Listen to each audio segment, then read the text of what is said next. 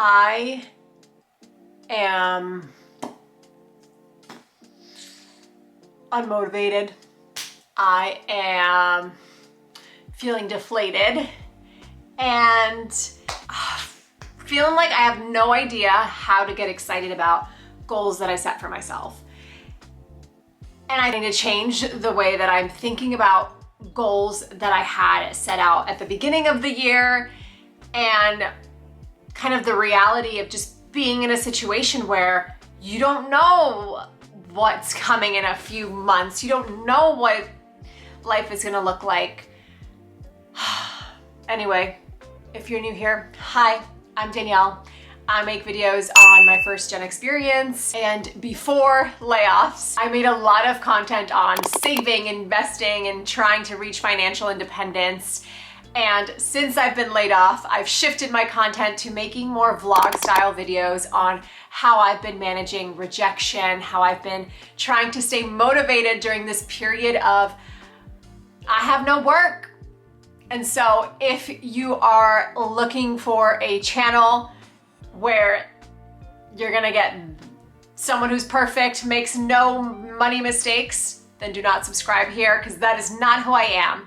But if you are okay with getting a real person and is sharing that on YouTube, then hit that subscribe button. But today's video, I wanna talk about how I need to change the way that I've been setting goals for myself and kind of let it adjust to the time that I'm going through right now, which is a period of uncertainty, which is a period of no job security, or job security, right? Like, who really does have job security? Whatever, I don't know.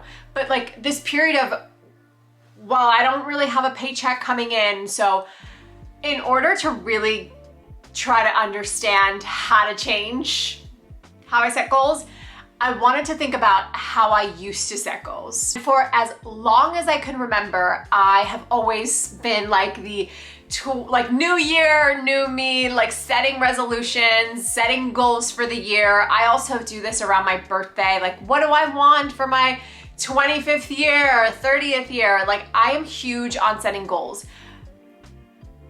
Lately, I've been less about the goals just because of where I am in my life right now and what I'm going through. But that's who I was, right? I always was excited about these things, like love setting goals, love reading about things and being like, oh my God, let me take this on as my own for this year. In 2012, for example, I decided cold turkey, December 31st, I'm not eating meat anymore. Done. I haven't picked up a piece of meat since 2012, and it's been 12 years. So I am somebody who loves to set goals, who loves to achieve them, who loves to just like be able to get excited about things, about challenging myself. It's why I was able to pay off my student loans in 2 years, making an average of $55K a year. It was why I was able to save up $10K to move out of my parents' basement and into my first apartment. But that isn't working anymore. Since discovering financial independence and like getting really into personal finance, I have always set a money specific goal for the year.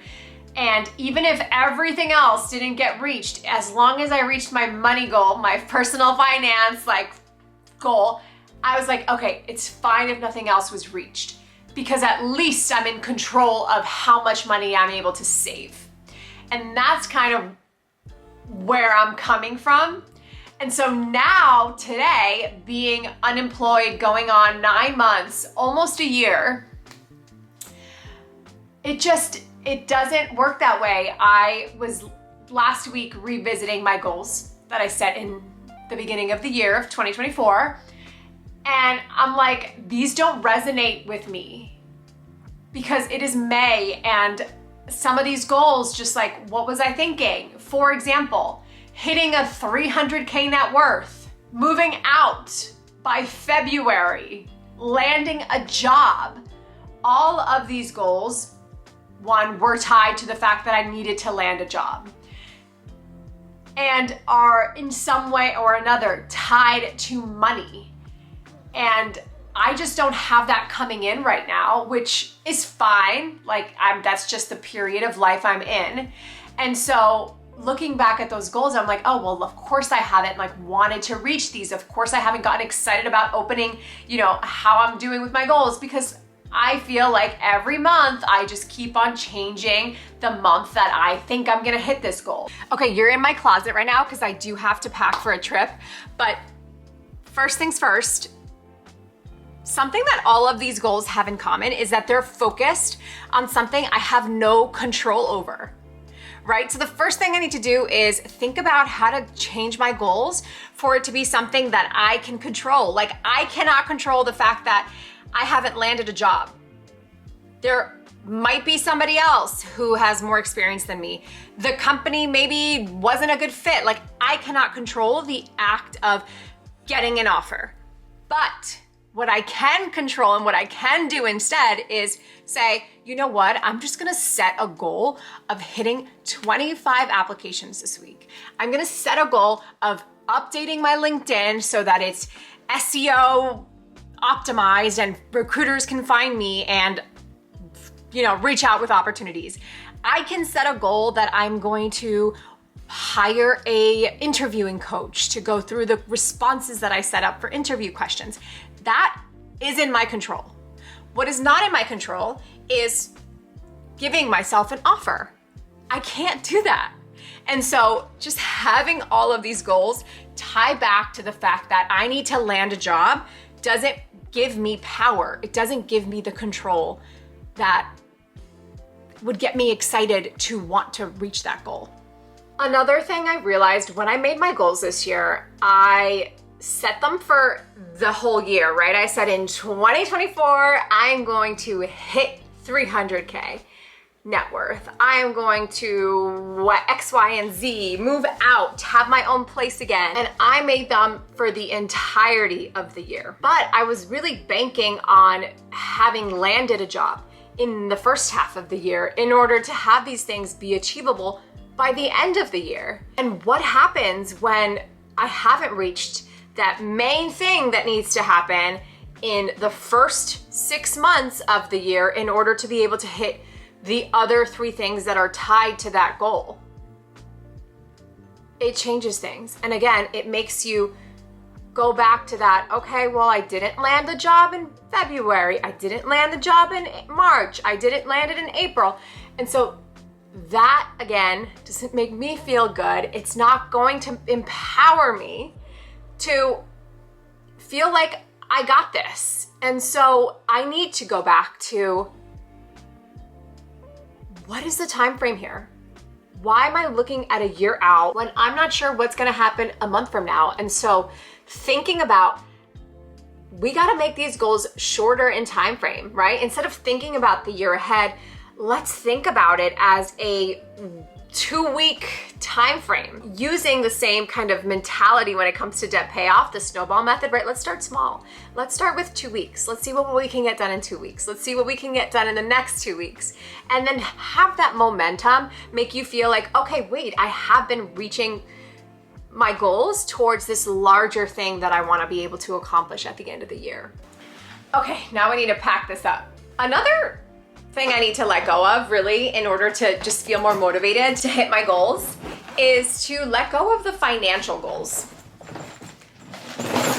We gotta drop them. It doesn't mean that I'll never have financial goals again.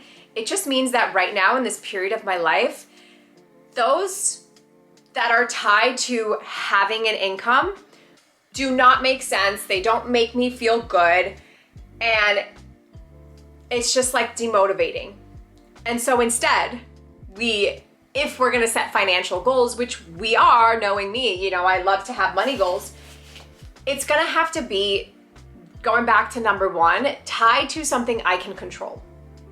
So you've all been seeing the videos that I've been posting, kind of sharing how much I'm spending and kind of keeping track of all that. That is part of just me trying to shift over the financial goals from ones that I can't control that depend on me having a job to ones that I do have control over, like tracking my money and having money dates with my husband, now husband. Like, I am no longer just one person looking at my own personal finance. Hell yeah. I broke my computer. How? Lens fell. Oh no, oh no. Yeah. It's just a touch, right? You can survive without it, but still. I'm not doing this alone, right? I got married in this time when I've been unemployed. And so that just adds another layer to financial things and goals. And so what I can control now is, how much are we spending? How do we live off our savings without like going into debt and spending all of our savings? How can we stick to a budget as a couple, right? How do we set a budget? Those are the kind of goals that I need to be setting, instead of ones like, I want to hit my net worth of 300K. I want to hit a salary of 175, because I can't control what the market is looking like for salaries for product marketing managers. So yes, maybe 175 is achievable, but maybe that's more of a senior product marketing role. So bring it back to number one with your financial goals. What can I actually control? Number 4 is remembering who I am outside of a job. Remembering that I am a person who is not just looking for a full-time product marketing role. I'm not just a YouTuber that's vlogging about how she's currently unemployed. I am a person with interests, with hobbies, with more than just what I do for work. And so remembering that when I'm setting my goals, and thinking about the ones that aren't tied to this idea of having a 6-figure income. The ones that make me excited about who I am becoming, who I am, and letting myself have fun goals. A couple of the goals that I had this year was to, one, get back into running and run a half marathon, which I did in April. And with that one came the actual training for the half marathon, which I hadn't run since 2019, since my foot injury. And so the training plan, right? Week by week, I'm looking and I'm hitting my goals week by week for this training plan to be able to finish this half marathon. That kept me going. That got me excited. That was unrelated to my job search. The other one was joining a book club, reading more. Well, actually the goal was to read more. And then my friend was like, I want to have this book club. Do you want to join? And I said, yes, it's actually one of my goals to read more this year. And I have read books outside of book club, and I have read more in the last 3 months than I had in the last 2 years. And I think that is just obviously because I have more time, but because I'm working on things outside of what I do for a living. And because of that, I am myself becoming a more well-rounded person, somebody who has interests outside of marketing, outside of making YouTube videos. Like, I'm back. I'm a runner again, people. I'm running. I can use these legs to run 13.1 miles. And we're training now. We're training for a marathon, for a full marathon. And so these things are what light me up. These kind of goals that aren't tied to the financial goals, that don't feel like, oh, am I ever gonna hit this? It's the ones that I can control, which again, it all ties back to focusing on the goals that you can control, shortening the time frame to reach those goals, and letting go of all of the pressure that I've had. I've had so much pressure as somebody who used to create content on personal finance and saving, that I need to be saving and investing a certain amount of money every year in order to hit financial independence, in order to feel like I can make videos on money. And I've had to let go of that, because right now, that just isn't what my experience is. Right now, that's just not what's happening in my life. What's happening in my life is I'm looking for work. I'm trying to not spend all of my savings. I'm now married and doing this with a partner. I'm also just trying to figure out who I am outside of work. And once like I started thinking about this more and just like thinking about how I've been doing halfway of the year check-in, I was like, are my goals still worthy of being goals and exciting and things that I want to work towards if they're not tied to my goal of having reached financial independence? So that's how I've been feeling about these goals. That's how I'm changing it up. That's how I'm thinking about approaching how I'm setting the goals for the rest of this year. And they're not exactly what I imagined, right? Like, but that's life. You just have to adjust to what comes your way.